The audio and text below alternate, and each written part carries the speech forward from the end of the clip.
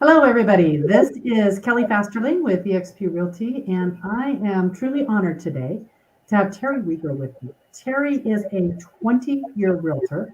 She was top 10% in Maine for production, nominated by Buffini& Company as top agent of the year. She is an expert in pre-foreclosure, short sales, closing over 200 short sales in her career. She has really learned how to focus and how to become very niche specific in her real estate. So she's going to share some of that with us today. So Terry, thank you so much for joining us. My pleasure. Well, let's talk a bit about your real estate journey. That is not where you started. Talk to me about where you started in real estate. Well, I've always been pretty entrepreneurial, so that's how. And then after 9/11, when I was in the nonprofit field and had a special event company and did fundraising and events for nonprofits, and all that funding dried up, and I was kind of out of work. So the nudging of my father kept saying, "You'd be great at real estate. You should get into real estate." And I'm like, "No, no, no, no." I didn't want to do it, probably because my dad suggested it. And finally, I just did. I took the licensing course, and my first year with Keller Williams, I was Rookie of the Year. And I didn't even know there was a rookie. I didn't even know what it was. Somebody said, "Oh, congratulations, you're Rookie of the Year." And I thought, okay, what's that? Yeah, that's cool. That's very cool. So you've seen a lot of change in the industry over the last 20 years. Oh, Lots yeah. of change. Now, so talk to me a little bit as market dynamics have changed, as they are really kind of now. As market dynamics have changed, talk to me about how you pivoted and how you learned to become focused in a particular area. Well, I think when the mortgage crisis started creeping up on us in 2007, I remember I was in Spain. I think I was in Barcelona, and I was on a double-decker tour bus, and I was sitting on the top next to some ladies from Australia, I believe. They were pensioners from Australia, and they were telling me that if our market crashes or anything, they're in big trouble because a lot of their retirement investments were in like TIAA craft and stuff like the teacher benefits and the pensions and stuff like that. And they were very worried. And I remember thinking, something's about to happen. And so coming back from that trip, it was in the fall of 2007. And then everything started going downhill from there. And I kept thinking, oh, no, no, no, this isn't going to happen, because it had been such a great market up to that point from the time I got in 2003 to in 2007. It was starting to really slow down. And the people who got mortgages, who had no business getting mortgages, were really in trouble. Yeah. And some of them, it wasn't all their fault. Maybe some of them had loss of income or uh, health issues that caused them to fall behind in their mortgage. So I had to really think long and hard about it. If I'm not going to be this red hot realtor that's just getting listing after listing and buyer after buyer, where is my business going to come from? And I had heard of short sales, but I didn't quite understand what it was. And I Exactly. remember being at a mega agent camp. I Mhm. live in Austin now. At the time, I was living in Maine, but I was down here for mega agent camp, and I was going through the exhibitor booths, and I met this company. I think it was called America's Home Rescue, and the couple who ran it live here in Austin. And so that's how I got connected with the company. They did short sale agent training, and so I just learned everything I possibly could about it. I took their course and got certified through them. I Okay. taught some classes for them online, and I just did everything I could to learn about it. And I would talk and actually, what I made a point of doing is reading everything I could, whether it was Fannie Mae who put out their guidelines, or Freddie Mac, or FHA. I just read everything I could on it to find out what the requirements were. What are the standards? How did they decide who could have a short sale, who couldn't? Okay. And came in very handy, knowing it better than most of the people who were handling the short sales at the lender's end. I knew more about it than they did. And so Yeah. when they wouldn't cooperate, I would recite chapter and verse exactly what, the rules were and why they can't tell me what they told me and stuff like that. So I just became really skilled at it. I made it my business to learn this stuff. And so I got a lot of business that way. I advertised, run an ad maybe every other week in a community paper. And it was one that went into people's mailboxes. I didn't want to count on people picking it up at the grocery store. So I got a lot of visibility there. And then agents in my company would refer their listings to me, or I would be an appointed agent, and then I could do the loss mitigation for them and teach them and guide them on how to here's the paperwork we need, here's the disclosures we need, here's what I need from your client. And I had this whole packet ready, this checklist of everything that I needed to get from the client. I had authorizations signed by both the agent and the client that certain information could be shared with me, stuff like that. So I was helping other agents that I worked with on that. And then I knew of lawyers and agents who had started loss mitigation companies and were doing it all over the country. And I didn't really want to go that big, but what I did in Maine, you were required to negotiate a consumer's debt with a third party, like a bank. You had to be certified as a debt management, I think it was debt management, some specialist or something. The same as the default resolution specialist? Yes. That's what it was. Which meant I had to take a course. It wasn't a very taxing course by any means, but I had to take a certification course through an online company for credit and debt counseling. Then I had to get a bond. So the bond was like $1,500, but that allowed me to submit that to the state, and they gave me a license to be a debt default management service provider.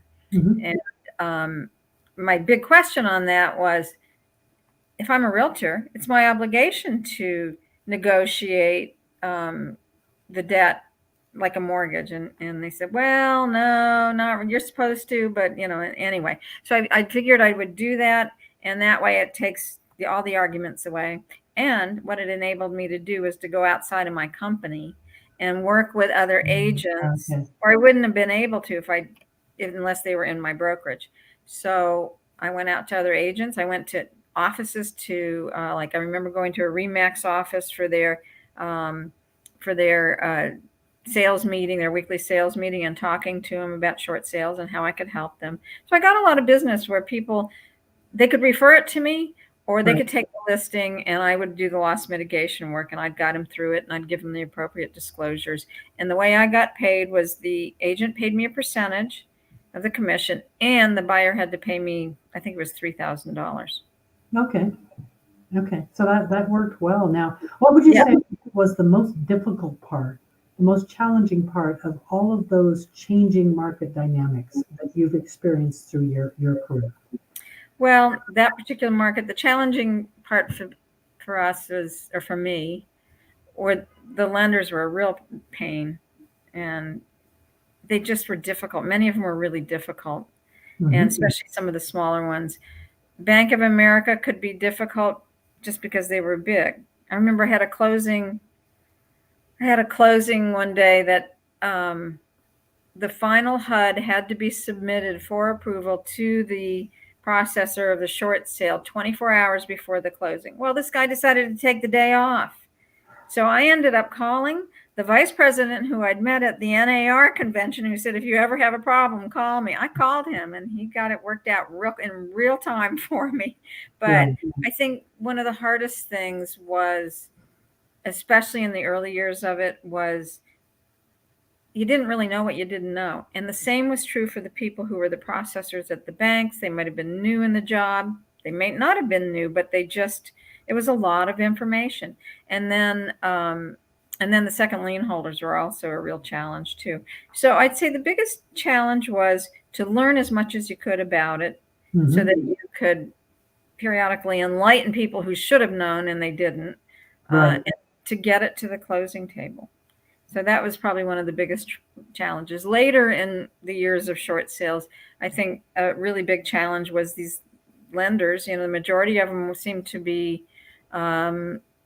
mortgages that were being handled by like Bank of America and Wells Fargo and Chase and stuff like that. And um, a lot of them, Fannie Mae and Freddie Mac, changed a lot of rules, and I don't think they always knew what the changes were, and so you had to stay on top of it. So in later years, some of the lenders started requiring that the house be appraised, and that the offer had to be a certain percentage of that appraisal amount, which usually was way more than they were willing to pay. Yeah. And I tried to be realistic when I listed the house on what a realistic price was. But in Maine, you had a lot of houses with freeze damage and broken pipes and mold and stuff like that. And Right. so, sometimes I argued with the appraisers and said, no. Here's some comps to show you why it's this. And so a lot of times they did drive-by appraisal. So that was a challenge, and it was really a changing landscape. Yes, it was. It was, and it might come back. It might be. If it does, I don't think it's going to be with a vengeance or anything, simply because I don't think there's going to be nearly the number of people who got into mortgages that they didn't really qualify for. And then Right. There's still an awful lot of people who probably have equity, unless they've been, maybe have medical bills that piled up or have been unemployed for quite a while. So I think it's important, if agents want to get into a niche now, and that's the niche they want to tackle, they need to look for people who still have equity. Help them out, help them see that you do this now, you might be able to walk away with some money in your pocket. Right.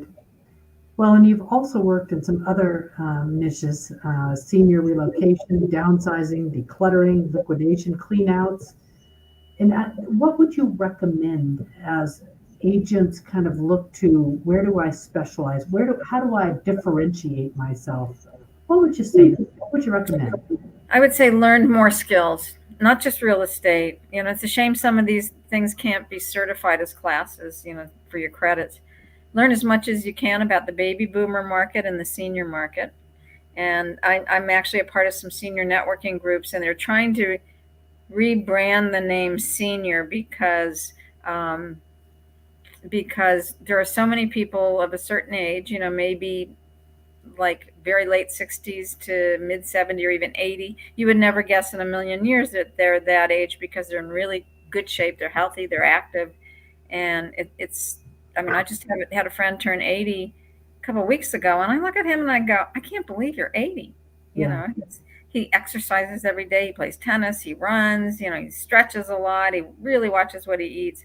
So there are truly some people out there who are exceptions and stay healthy and active. So we were talking about rebranding that term, and I can't remember what they came up with, but at any rate, the important thing is know the baby boomer market, and that's a big age span there, and know the senior market, because there are some boomers who still have parents alive who are the senior market. There are over 75 million baby boomers, and it's I think it has surpassed the millennial market for buying and selling. And there is real opportunity there. They're going to be around for about another, I think, 15 to 20 years before they all age into being seniors. Right, right. Now, you also have a network of investor cash buyers who will close quickly and can cover your side of the commission. Talk to me a little bit about that. They've dwindled a bit. There are some people who I could just pick up the phone and say, hey, I got a great house for you. It's a hoarder house. You're going to have to clean it out, but I got a house for you. I think some of them are still there. I think there's more opportunity for them where they don't have to compete. So, and I will say that I'm very careful about that, because I want to know that this investor they will either pay a price that the people can afford to pay my commission, or I can make it work with the client, the seller, that this investor's paying my commission, that's why this is a good price, and I can do a net sheet for them to show them how much they're really having the buyer pay my commission versus this agent over here who's offering $30,000 more. But by the time you pay my commission and everything else, you're not making any more money. You're actually making less. So, but my big thing is if I have an investor, I expect them to rehab it and list it with me and not to go off with some other agent. And so I'm a little picky about, I think the agents should be picky about which investors they work with. They need to interview them. And then the other thing is the Express Offers platform is kind of the same thing. You're working with investors and you're guaranteed to get your commission on the listing, your commission when it goes, you get to list it when it goes back on the market. And so, you know, you're getting actually 3 commissions, because if you take it to an iBuyer, you get your listing and selling commission, you know, buyer commission, and then you list it again and you get a commission. So that's one of the advantages. Well, and that's a platform that's available with eXp Realty. Yes. Now, you said you started at Keller. What prompted you to want to move into eXp Realty? Well, I left after 9.5 years. I left eXp. I mean, I left Keller Williams.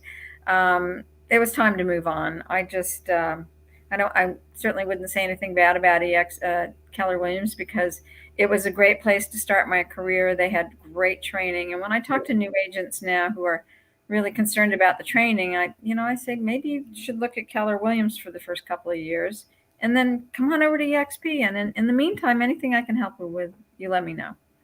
I think for agents who don't really have their footing yet, that's not a bad option. Otherwise, an agent who's new and can hit the ground running and isn't afraid of hard work and being a self-starter and all that, and getting into the classes in the cloud and all that, or in workplace in the university there, if they have the initiative to do it, then maybe we are a good fit for them. Right. But if it's somebody who's more comfortable with some hand-holding and guidance, I think Keller Williams is a great place to be. But at any rate, 9.5 years was a long time. In my entire life, I've never worked anywhere for that long. And so it was time. I had 2 employees, because I was doing a lot of short sales.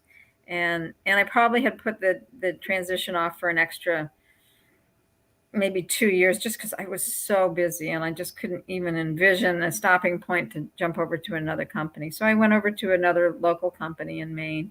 And then when 2014 rolled around, I was like, things were really slowing down with the short sales. I said, you know what? I need a break. So I put my license into a referral network, and I started focusing on learning everything I could about the senior market, about senior move management, helping seniors move from their homes that they've lived in for 60 years and have loved living there, and it looks like they've lived there for 60 years, into senior living communities. And learning everything I could about senior living communities, the level of living, and what each of them what each level means, and so that I could talk intelligently, empathetically with my clients and understand, where they were going, what usually that entailed, that level of living, and they might be going to memory care, or maybe into assisted living with the beginnings of memory care, at early stages of memory care. Maybe it was just assisted living, or maybe they were moving independently. And there's a lot to know about that. Each community is unique, and each state has has their own requirements for licensing in the senior living field. And it's good to know that. Simply, not that you have to be an expert in it, but I think it's important to be able to talk with the client, the person who's moving, and their family, because they're going to have a lot of questions, and it's a great way to support them, to let them know that you know what you're talking about, you know how it must feel. Right. And then also it's a great way, as you learn about these things, to connect with the marketing people at the communities and work with them for referrals. Yeah, exactly. So you came from then that small brokerage and shifted your license then into eXp at the time. Was that around the 2014 era? Yeah, I did at one point after I put it into I was in a referral status. A friend of mine who started her own referral brokerage said, "You know what? I'll just pay me $50 a year, and I'll just I'll hold your license." So I did, and that was cheap and easy. Yeah. But then the guy who brought me into EXP, I think he might have seen my resume on LinkedIn or something, and he called me up. He was local and called me up. We got together for coffee, and he talked to me about it. And knowing the Keller Williams model as well as I did, and knowing about profit share, when I saw the EXP model, you didn't have to tell me twice. I totally got it. Okay. I totally understood the benefits of it, why it was so much better than profit share, better splits, and just it made much more sense if I wanted to be active at all in real estate. Right. Right. Exactly. Exactly. Now, back in January of 2022, you had a kind of an unprecedented event that was a significant life event. Is that something you want to share and talk about a little bit? On January 13th, 2022, I was assaulted and robbed in a parking lot at a grocery store here in Austin. And I've got a number of people go, "There? You're kidding. It's such a, quote, bougie type place. It's very high end, a little snooty." And I was there with a group of friends. They have live music there, and you can go in the cafe, get something to eat, sit out and listen to the live music. And the musicians who were playing were friends of ours. And I decided to scoot out early and get home to do some stuff. I had some work to do. And while I was walking out to my car, I was attacked and just shoved to the ground. And my purse was stolen. And thankfully, I had my car keys in my hand and my phone in my back pocket. But the fact that I was just slammed to the ground was really a shock. I was very lucky I wasn't hurt any worse than I was. But it's just having something like that happen is such a is very life changing. You never quite feel the same when you go out walking alone, especially like at dusk or something, or walking out to your car to a parking lot at night. And it just kind of turns everything upside down. So it took a couple of months to really set in, but once it did, I really struggled with that, and it just really undermined my self-confidence, and I went into a depression. It just really was a challenge. So I can only imagine how somebody would react if they were seriously like beaten up or something like that, or seriously attacked, maybe stabbed or shot or something horrible like that. I was fortunate, but I can only imagine how difficult it would be for somebody who was in more extreme circumstances. But it was hard, and I've been thankfully the county has provided assistance for victims. It's a victims assistance fund, and I get therapy and counseling for it. So I've been trying to work through it, and it's been a challenge. I'm still struggling with it somewhat sometimes, but I think I'm on the upside of it, and it's a daily thing that I have to do.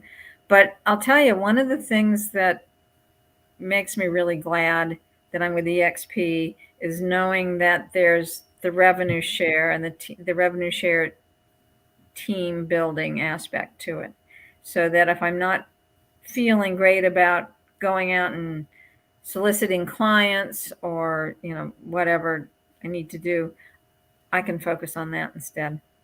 Right. Right. And have that auxiliary income that keeps you from having to go sell homes. Actually, I kind of like selling, but I'm also at a point now where I'm going, you know what, I don't have to. I'd rather have, refer it off to an agent and have that be their win. They can pay me a referral fee. Right. I don't mind doing the lead generating. I can do that, and some of them I want to list, some of them I may not.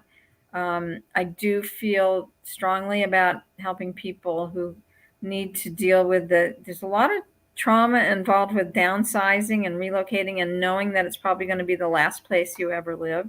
Right. And a lot of seniors, and suffer from depression from that. and it's actually it's an actual diagnosis. It's called senior relocation stress syndrome. Okay. And so I've made an effort to learn about that too. But I understand that the depression and the stress that people have, and the overwhelmingness of all of it. So I do kind of like dealing with that and helping people with that. Yeah. And I really like talking to agents about that and teaching them about it, so that these are viable markets. Baby boomers and seniors are super viable markets, and the more you know about it, and the more you know how to talk to those people about it, and when I say those people, I mean the seniors and their families. Right. And I think that the more valuable you're going to be as an agent, you're going to be a reliable resource, and they can look to you for help, not just selling a house, but maybe finding a clean out person and who can sell things, and an estate sale person, and people to get the house ready to go on the market, and be able to talk to them about their move to the senior living community, and how they really need to downsize and all of that. And so a lot of painful decisions as they go through some of it those is. stages. I mean, I don't know if you've ever had parents that had to go through this. Yeah, I did with my dad.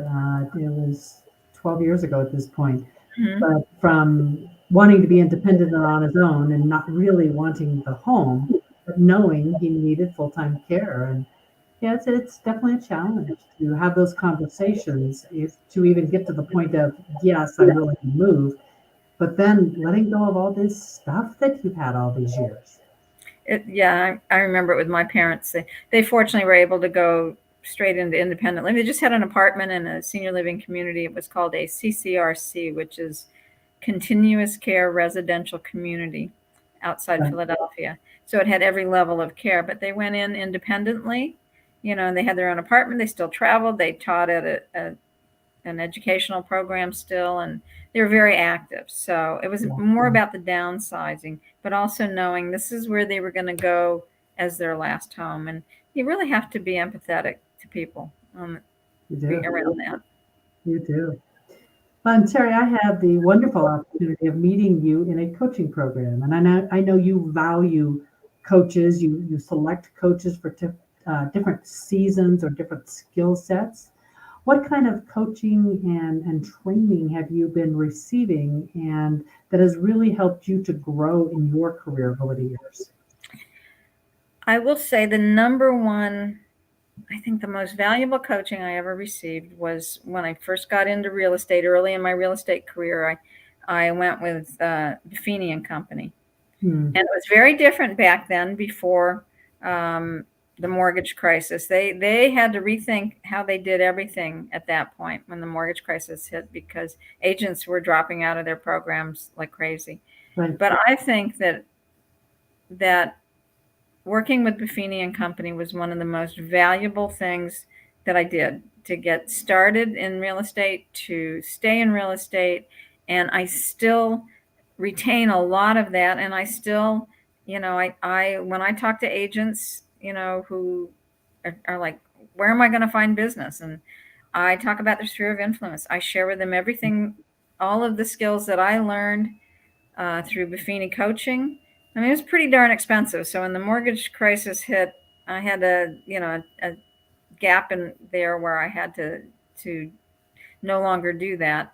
But it was valuable for me. And so I can now share those skills with agents, whether they're new or they're just kind of need to refocus their business. But it really was invaluable. It was all about working with your sphere of influence. And if you have a good sphere of influence, if you're adding to it and feeding it regularly, let's just say you have 500 people in your sphere of influence, and you're actively working that sphere of influence, whether it's calls or notes, just little handwritten notes or texts or emails, pop by gifts, client appreciation events, things like that. If you're in regular contact with everybody in your sphere of influence, you will be guaranteed to have at least, if you have 500 in your sphere of influence, you should get at least 10 buyers or sellers out of that sphere of influence per year.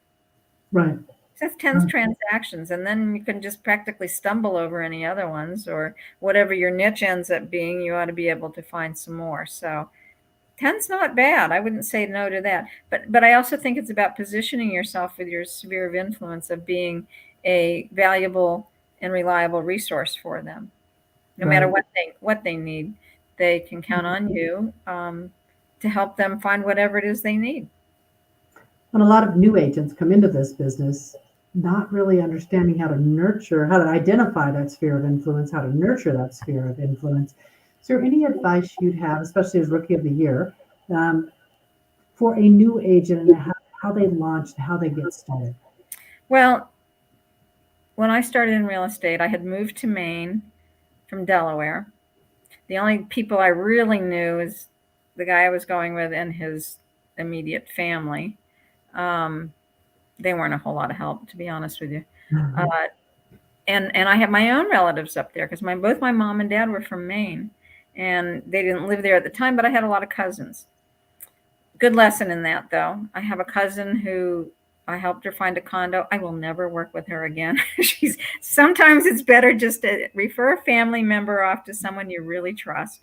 But I love her dearly, but I will never work with her again. And I've talked to many agents who said, "Oh my God, I will never work with my brother again. I'll just refer him to somebody who I know will take good care of him." So there's no sin in that, that's for sure. But your sphere of influence should be your immediate family, your next level of families, cousins and all of that, and then friends and acquaintances, the guy who does the body work on your car mechanic, or the guy who cuts your grass and does landscaping, just every friends, just people that even allied partner vendors, partners like mortgage people, you just keep them on your list. You should categorize all of them and as to where they rank in your sphere of influence. But when you go to the store and you get chatting with somebody, there's nothing wrong with saying, wear your name tag around, or just have cards on you. Say, I'm a real estate agent. It's been great talking with you. You mind if I stay in touch? Can I include you on my newsletter list, or I periodically do some events, and I'd like to invite you to them. And it's a great way to start adding to your sphere of influence. At the time, I was a runner, so I was always running around South Portland, Maine, and with my dog. And I'll tell you what, if you don't have a dog to run with, go get one, because it's a great way to meet people.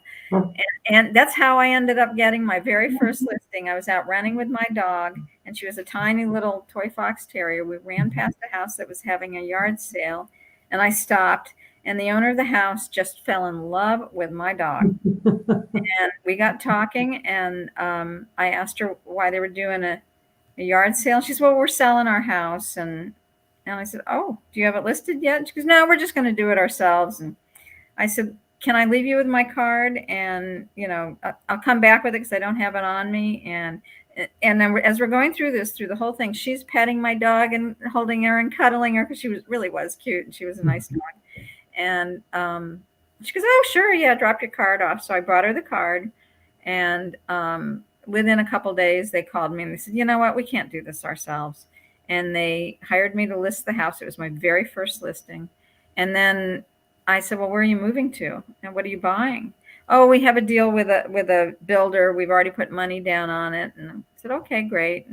And within a couple of weeks, they pulled out of that contract with that builder and needed an agent to help them find a house to buy. So I got both sides of it. Oh, nice. And then, of course, when you get something like that, you ask them, who else do you know that needs to buy or sell a house? Right. That's how you start building your sphere of influence, is just talk to people. When you see estate sales or just yard sales, stop and talk to people. Whether they're selling their house or not, it's a great way to meet them and add them to your sphere of influence. So unless you're some kind of recluse, then one, you shouldn't be in real estate, and two, you're probably not going to be able to add anybody to your sphere of influence. But just about everybody goes out to the store. They have friends. They go to a church. Church members that you're friendly with, get them on your list. Also, check with your church if it's big enough to see if they have a senior support group or maybe a divorce group or something like that. It's a great way to get your name out there and get to know people and stuff like that. No, exactly. Exactly. Now, you have been, Terry, just a wealth of information today for people on how to do kind of niche specific education and moving in I that should way. mention also probate is Okay. that's a big one. I mean, these are That's a people that I'd say there's a high percentage of a chance that they're going to have the personal representative or the executor of the estate's going to have to sell a property. And not always, but there's a good chance. So I think that's a really good niche too. most kids really don't want their parents' property, really. Oh, I've gotten a few listings where they think they do, and my family's going to talk about it. We think we want to keep it, and then within a couple months, I get a call that says, "Now nobody really wants to do the work on it. Nobody wants to pay the taxes on it, so we've decided Right. to sell it." Right. Exactly. Exactly. Well, it has truly been my pleasure to talk with you today. Is there anything else that you want to add to this conversation? Yeah, I think there is, and that is from my own experience. Don't give up. Keep persevering. The reason I tell myself that is because I had some trauma in my life. But with the market changing, don't give up. Find your niche, and go for it. Or get in touch with me if you need help, and I can give you some guidance. You don't have to be at EXP or on my team or anything else. But if you're interested in a particular niche, or you need somebody to kind of give you some ideas to get you jump started, just reach out to me. No, how awesome. How awesome. Well, thank you so much. I And truly value this time together, and I've definitely enjoyed our connection. I have too. I appreciate it. You take care. Thank you.